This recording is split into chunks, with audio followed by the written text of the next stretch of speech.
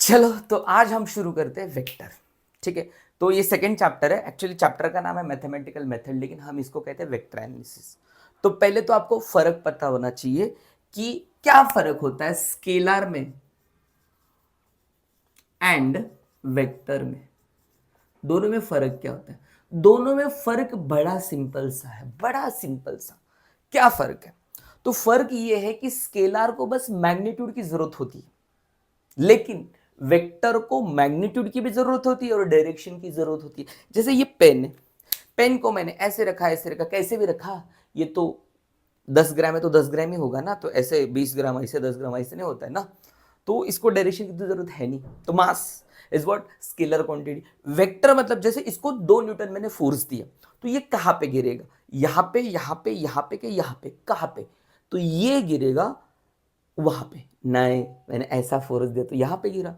आप बोले तो तुमने ऐसे फोर्स दिया, हाँ तो वही तो ना, डायरेक्शन की जरूरत है ना। मतलब फोर्स, ओनली फोर्स, मतलब मैग्नीट्यूड ओनली नॉट सफिशिएंट, उसको डायरेक्शन की भी जरूरत है। जैसे फोर्स कौन से डायरेक्शन में, वेलोसिटी कौन से डायरेक्शन में, स्पीड जरूरत नहीं है, जैसे कि टाइम जरूरत नहीं है। समझ में आ रहा है आपको? तो scalar quantities are the quantities which require only magnitude, इसको बस मैग्नीट्यूड की जरूरत होती है। But vector quantities are the quantities which require magnitude as well as direction, इसको मैग्नीट्यूड की भी जरूरत होती है प्लस डायरेक्शन की जरूरत होती है। तुम बोलोगी सर समझ में आ गया मैग्नीट्यूड, और इसको रिप्रेजेंट कैसे करते हैं? वेक्टर ही पढ़ेंगे हम लोग। क्या पढ़ेंगे? वेक्टर। तो इसको रिप्रेजेंट कैसे करते हैं वेक्टर को? वेक्टर को रिप्रेजेंट करते एरो से। कैसे? एरो। सपोज इसका नाम है ए बी, तो इसको कैसे लिखते हैं? वेक्टर ए बी लिखते हैं। क्या लिखते हैं इसको? Vector A B. या इसको सिंगल नाम भी दे सकते हैं, ये स्मॉल ए ऐसे भी दे दिया, तो इसको स्मॉल ए से भी रिप्रेजेंट कर सकते हैं। तो ये एरो जो है वो इंडिकेट करता है डायरेक्शन। और ये ए बी 2 न्यूटन का हो सकता है अगर फोर्स है तो, 2 मीटर पर सेकेंड का हो सकता है अगर वो वेलोसिटी है तो ये रिप्रेजेंटेशन ऑफ वेक्टर है। इसको टेल कहते हैं और इसको हेड कहते हैं। Are you clear with this? Any doubt regarding to? इसमें तो डाउट होना ही नहीं चाहिए। ठीक है सर, आगे बढ़िएगा। क्या करना है आगे? तो आगे बड़ी सिंपल सी चीज है कि टाइप्स कौन से वेक्टर, मैं बस बताऊंगा आपको, नोट्स नीचे डाउनलोड कर सकते हो। ठीक है, सो पहला टाइप होता है जीरो वेक्टर। सब टाइप अभी नहीं बताऊंगा, कुछ बाद के लिए भी रख दूंगा।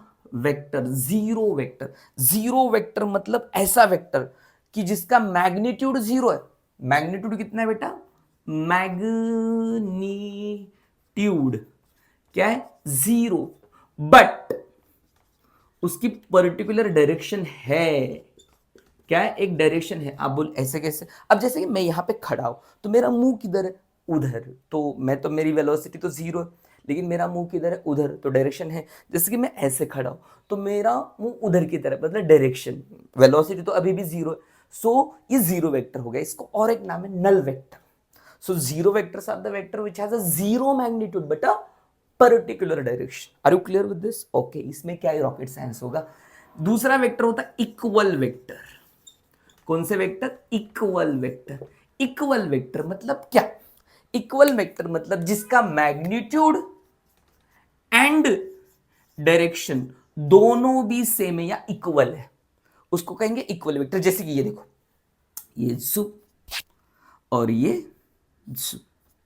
सो दोनों vector A B P Q, दोनों वेक्टर सेम ही है ना, राइट? इक्वल, मैग्नीट्यूड भी इक्वल है। ये भी 2 न्यूटन का है, ये भी 2 न्यूटन का है, तो ये इक्वल मैग्नीट्यूड, डायरेक्शन भी इक्वल है और मैग्नीट्यूड भी इक्वल है, और ये पैरेलल है। सो इक्वल वेक्टर को और एक नाम है पैरेलल वेक्टर और पॉजिटिव वेक्टर। समझा? इसके 3 नाम है। ठीक है सर, आगे बढ़िए। क्या ही कर सकते हैं अभी? Opposite vector. Opposite vector, opposite vector क्या होता है? इसका उल्टा। मैग्नीट्यूड सेम है, मैग्नीट्यूड क्या है बेटा? सेम है, बट डायरेक्शन जो है ना सर वो अपोजिट है। क्या है? डायरेक्शन अपोजिट है। कैसे? ऐसे। कैसे? ऐसे देखो, सपोज ये है वेक्टर ए बी। ठीक है, ये वेक्टर क्या है? A B. और ये वेक्टर है पी क्यू, पी और ये क्यू। तो ये दोनों दिख तो रहे सेम मैग्नीट्यूड से। ये भी 2 न्यूटन का है, ये भी 2 न्यूटन का है, तो इधर 2 न्यूटन और इधर 2 Newton. Are you clear with this?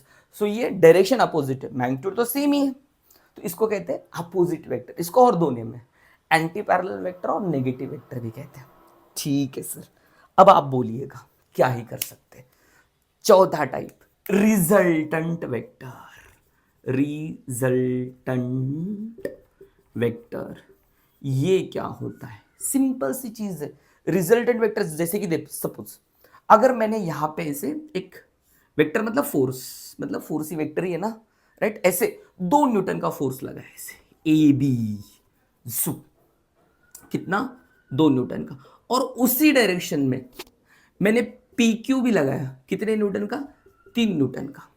P Q कितने न्यूटन का? 3 न्यूटन का। अब ये दोनों का रिजल्टेंट कैसे होगा? जैसे मैंने झापड़ मारा, 2 न्यूटन का, 3 न्यूटन का, तो कितना लगा? 2 3, टोटल 5 हो गया ना। तो उसी को कहते हैं रिजल्टेंट वेक्टर। ये इनका रिजल्टेंट वेक्टर ऐसे है सुप, और वो कितने न्यूटन का? लेकर रिजल्टेंट वेक्टर ए क्यू, तो ए क्यू कितना होगा? 5 न्यूटन का। तो रिजल्टेंट वेक्टर बन गया A Q is the resultant vector. और उस चीज कॉल्ड एडिशन। जब दो वेक्टर पैरेलल होते हैं ना, मतलब जुप और जुप, तो उसको ऐड कर सकते हैं हम लोग। सपोज अगर ऐसे होता, कैसे कि सर वेक्टर ए बी इधर है, ए बी, और वेक्टर पी क्यू इस डायरेक्शन में। सर किस डायरेक्शन में? इस डायरेक्शन में, vector P Q. So A B 2 newton का है सर, और पी क्यू जो है वो है 3 ही न्यूटन का।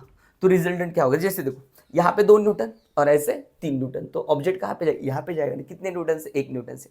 माइनस कर दो ना यार, क्या कर दो? माइनस कर दो। सो वेक्टर ए क्यू कितना होगा? ए क्यू इधर की तरफ होगा ऐसे, ए और ये क्यू, कितने न्यूटन का? 1 न्यूटन का। समझ में आया ना?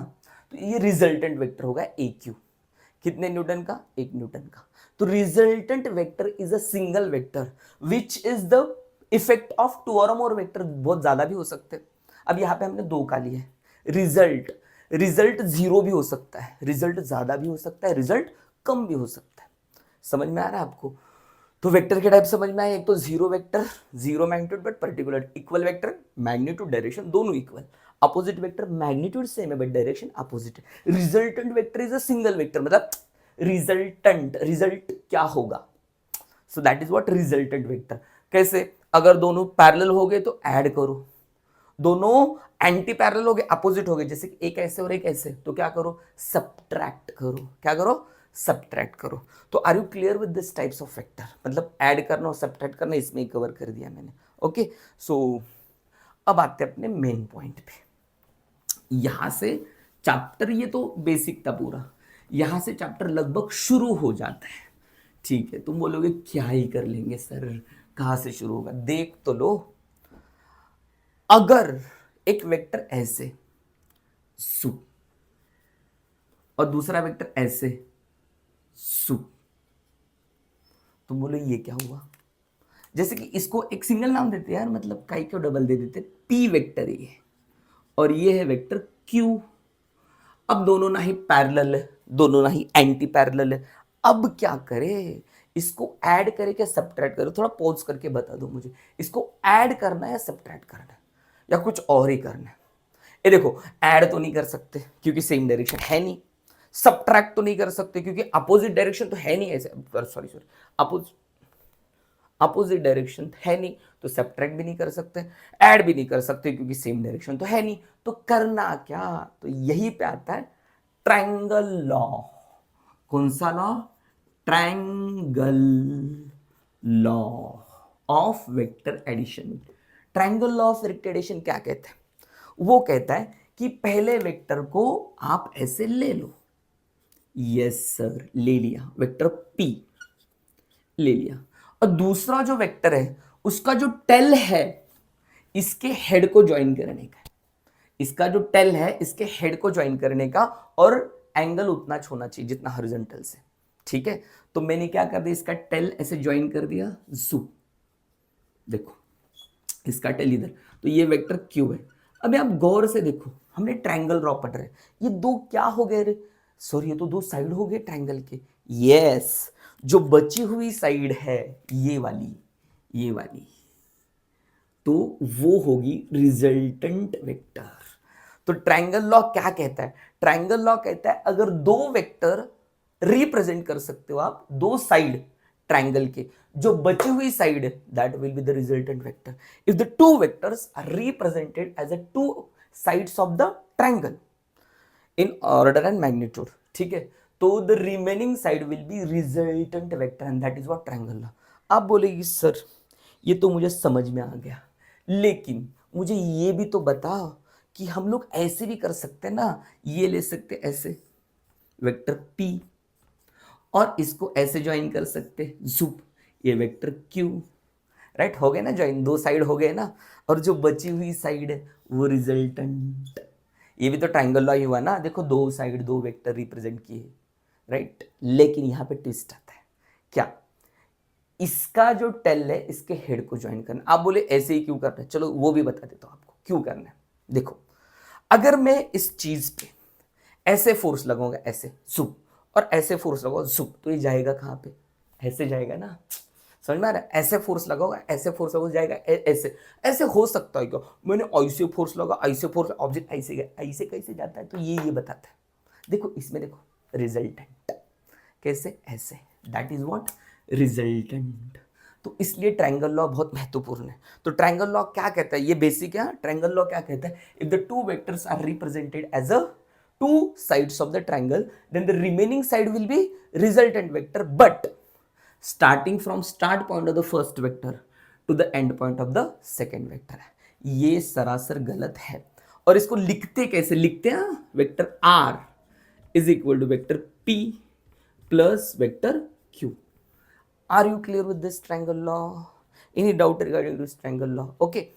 तो ये लेक्चर में आज इतना ही पढ़ते हैं, अगले लेक्चर में हम लोग पैरेललोग्राम लॉ ले लेंगे जो बहुत महत्वपूर्ण है, ठीक है।